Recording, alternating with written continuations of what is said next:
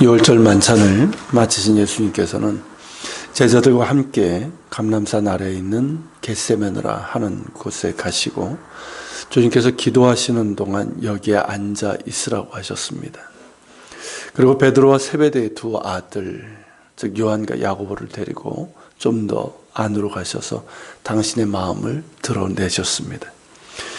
내 마음이 매우 고민하여 죽게 되었으니 너희는 여기 머물러 나와 함께 깨어 있으라. 그리고는 조금 나아가서 얼굴을 땅에 대시고 엎드려 기도하셨습니다. 십자가를 앞두고 하신 기도였는데 그 기도가 얼마나 처절했는지 누가복음에 따르면 땀이 땅에 떨어지는 핏방울 같이 되었다고 합니다. 실제로 의학적으로 이건 증명이 된 사실인데 드문 현상이지만 사람이 격렬한 감정적인 압박으로 인해서 손과 이마의 모세관이 파열되면서 피땀을 흘리는 현상이 나타나는데 이를 헤모히드로시스라고 합니다. 예수님께서 바로 그런 현상을 겪으셨던 겁니다. 이것을 보여주는 것은 예수님께서 우리와 같은 완전한 인간이셨다는 사실입니다. 죄 없으신 하나님의 아들이시면서 동시에 우리와 같은 육체와 감정을 가지신 완전한 인간이셨다는 것을 보여주고 있습니다. 많은 사람들이 예수님을 마치 반신반인의 모습으로 이해를 합니다.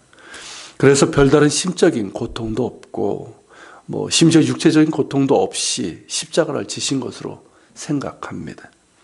그러나 예수님께서는 완전한 인간으로 이 땅에 오셨습니다.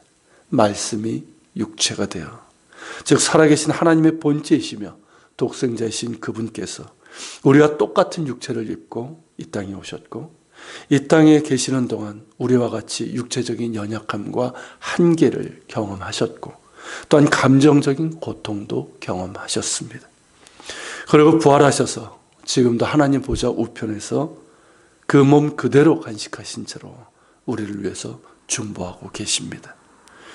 히브리서 4장 15절에서 중보하고 있는 것처럼 증언하고 있는 것처럼 예수님께서는 우리의 연약함을 친히 경험하신 분이시고 그러기에 우리를 긍휼히 여기시고 우리가 하나님 보좌 앞으로 나아갈 수 있도록 중보하고 계십니다.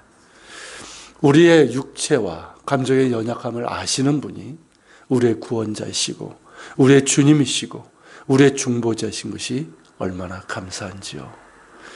우리와 같은 그분이 계시기에 우리는 긍휼하심을 받고 때를 따라 돕는 은혜를 얻기 위하여 은혜 보좌 앞에 담대히 나아갈 수 있습니다. 예수님 앞에 놓인 잔은 구약 성경의 본문에 등장하는 하나님의 진노의 잔입니다. 죄인들에게 임할 하나님의 진노이고 심판의 잔이죠. 이 잔을 마셔야 됩니다.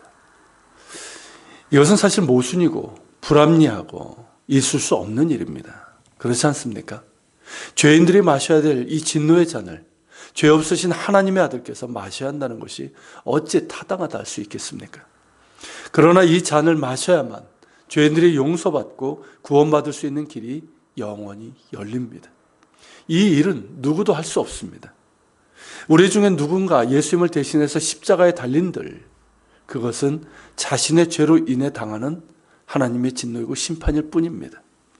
오직 죄 없으신 하나님의 아들께서 우리와 똑같이 사람이 되신 하나님의 아들만이 이 일을 감당하실 수 있습니다. 사람이 되신 하나님의 아들께서 죄인들을 위한 속죄의 제물이 되실 때 그 피로 영원한 용서와 구원의 길이 열리게 됩니다. 그러기에 그 잔을 마셔야 합니다. 이를 위해 오셨습니다. 그러나 우리와 같은 육체와 감정을 가지신 예수님께서는 극심한 고통을 겪으셔야만 했습니다. 예수님께서는 비록 육체를 가지셨지만 영원 전부터 성부 하나님과 하나이신 분이십니다. 사랑 가운데서 하나이셨습니다. 그런데 이제 성부 하나님의 진노의 잔을 마셔야 됩니다. 그 잔을 다 마시기까지 성부 하나님과의 단절이 있을 것이고 침묵을 경험하셔야만 합니다. 그것은 너무나도 고통스러운 일입니다. 예수님의 육체가 갈갈이 찢기고 쇠못으로 뚫리고 극심한 고통 가운데 꺼져가야 한다는 그것만으로도 엄청난 감정의 압박이 주어지는데 그보다 훨씬 더 큰 고통은 하나이신 성부 하나님과의 단절이고 침묵이었습니다. 우리 역시 고난의 상황에서 하나님의 침묵을 경험할 때 고통을 경험하지 않습니까? 우리가 아는 그 이상의, 아니 상상할 수 없는 그 고통이 예수님께 있었습니다. 그러기에 예수님께서는 엎드릴 수밖에 없었습니다. 아버지를 부를 수밖에 없었습니다. 내 아버지여, 만일 하실 수만 있다면 이 잔을 내게서 지나가게 하옵소서. 예수님의 솔직한 탄식이고 고통의 목소리입니다. 그러나 예수님께서는 아셨습니다. 이 잔을 마시지 않을 수 없음을. 이 잔을 마시지 않고는 죄인들이 용서받고 구원받을 수 있는 길이 없다는 이 사실을 말입니다. 그러기에 이렇게 말씀하십니다. 그러나 나의 원대로 마시옵고 아버지의 원대로 하옵소서. 극심한 고통 중에 아버지를 붙잡고 계시는 예수님의 모습입니다.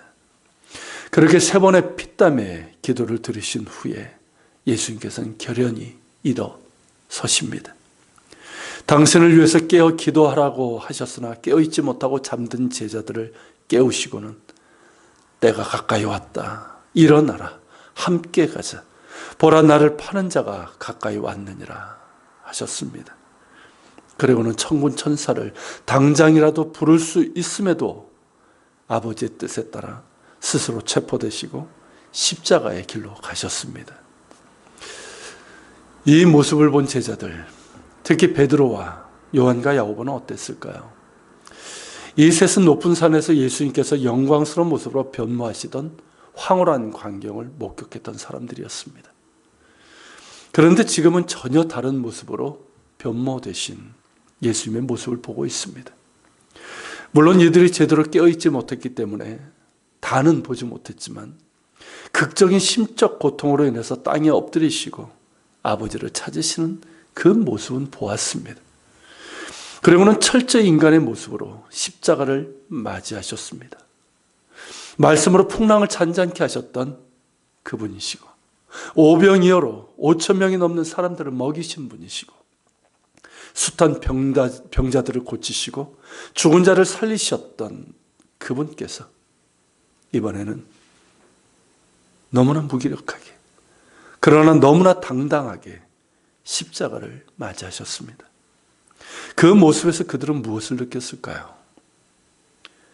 그때는 제대로 이해하지 못했지만 부활하신 예수님을 만난 후에 밝히 알게 됩니다. No cross, no crown. 십자가의 고난 없이는 부활의 영광도 없다는 사실. 그리고 예수님의 십자가 없이는 죄인들이 용서받고 구원받아 주님의 부활의 영광에 참여함도 없다는 이 사실입니다.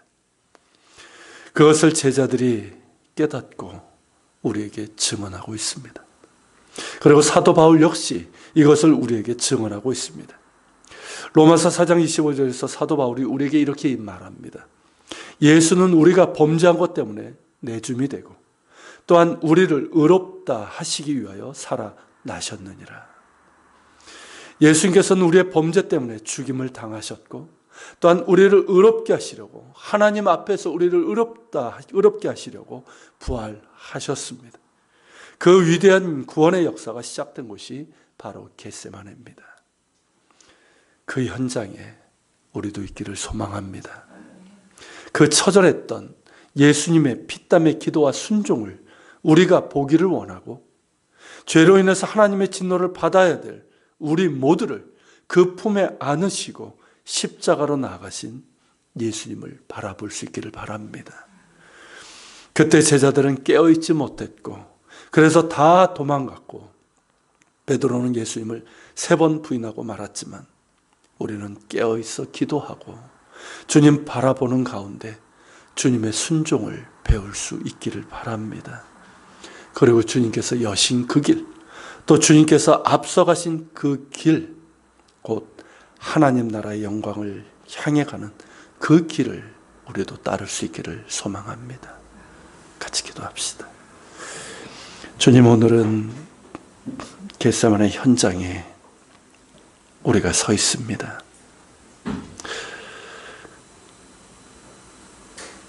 그 자리에서 주님을 바라봅니다.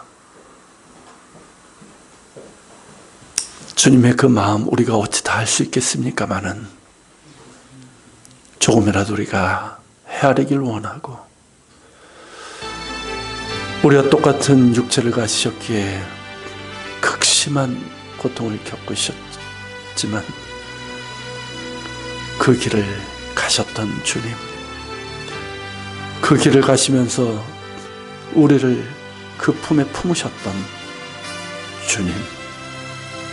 주님을 보길 원하고, 하나님의 아들이심에도 고통, 그 고난 가운데 순종을 배우셨던 주님을 통해 우리도 더욱더 순종을 배우게 하여 주시고, 주님 앞서가신 그 길, 주님께서 여신 그 길, 하나님 나라의 영광의 길을 향해 우리도 그 길을 가게 하여 주옵소서. 같이 기도하며 나아갑시다.